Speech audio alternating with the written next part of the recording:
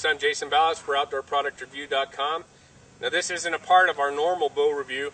This is actually a fishing bow. Now it's pretty much the dead of winter here in Colorado, so unless you want to just skip arrows off the ice, that's about all you'd be doing. But I want to make sure I get a good review of this bow. And the great thing is you could use this bow. This is the Osprey from Oneida, and you could use this bow for a regular bow if you had to. It's probably one of the smoothest drawing bows. Oneida, if you remember last year in the 2007 bow review, I did the Black Eagle 2. That was a really smooth drawn bow. And I've drawn this back a couple of times. And this one here, it's only set it goes from 35 to 55 pounds. And they have modules that you can change the draw length on it and stuff. And you have to change out the modules up in here on the bow. But 35 to 55 pounds. You can shoot it with fingers. I would recommend you get like a roller rest if you're going to shoot it for bow fishing. It even has on the front here where you can attach the cords, the reel, if you will, to it for bow fishing. I've done the AMS Fish Hawk bow review before, and that bow was, it had the reel all set up and everything so you could reel in the fish. So it's basically along the same concept, except for this one, it's pretty cool. This comes out with an awesome, they have a real cool like rainbow camouflage on there. It's like a tie-dye look effect. Okay, the reason why they gave it the name Osprey, of course, Osprey's a bird of prey that's a fishing bird, and it actually grabs trout and other fish out of the water. So that's one of the things is this is meant for being a bow fishing bow. In Oneida, they have a cool look that gives it that traditional recurve look, but still you have the compound, feel to it as far as the speed you're getting out of the arrow. Now, the draw cycle on here, unlike a regular bow, when you pull, it's just a solid, just continuous pull, and it is super easy and smooth to pull. So we're just going to shoot it just like a regular bow, cover some of the stuff on it. Like I said, it has different modules you can put on there. They got a two-piece wooden grip on here. It's sort of nice and fat.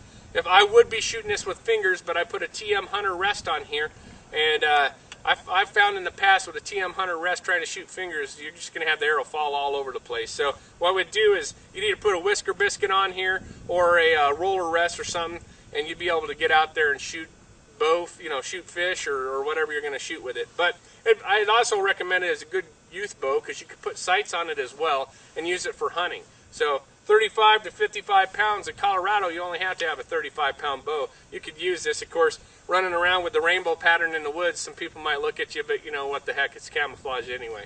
So let's go ahead and do a little draw test on it. We'll draw it, shoot it a few times, and give you my thoughts on it. All right, something I want to cover on here, folks, is I just put the arrow on here. Now, when I put this TM Hunter rest on here, I sort of eyed it and put the laser on there, and it really has a very, very close center shot on it. And the reason is because on your fishing arrows, you don't have to use vanes on your fishing arrow, so they're not going to contact. It's just a strong, depending on what the arrow is, it's a solid fiberglass arrow with a tip on it that'll either attach line or whatever the case is. So you don't have to have it, but we're using feathers on here, so I'm not worried about any kind of contact with the riser. But looking at it, looks like we might have a little bit with the one of the vanes on the outside. But we'll go ahead and draw the bow. It's set up right now at 30 inches. Just smooth as butter. I mean, I can sit here and hold it for forever. But then again, we are only shooting 35 pounds right now. So, but it is smooth, very smooth. I'll go ahead and shoot the bow. She flies just like a dream. She's a little bit loud, but then again, I don't have any kind of string suppressors or anything, and most of the time fish don't jump the string. Of course, I don't know. I seem to have a hard time hitting fish in the water every now and again, but that might just be the shooter, not the bow. So I think it has a little bit of noise, but we're going to go ahead and shoot it a few more times, let you guys see. Still smooth as butter. Really not any hand shock in the bow at all. No hand shock at all. I think it all sort of absorbs itself into the cable system here. There is a little rubber indention thing underneath the limbs here that absorbs some of the shock when it comes down on it, but there is nothing on there. Definitely flies great, even for the vanes possibly touching the riser. It just flies beautiful. And of course, I don't think the speeds on it is very fast, maybe 150 to 200 feet per second at the max. And but it shoots pretty good. We'll shoot it just a few more times here, and then we're just going to do the shooting so you guys can watch how it goes.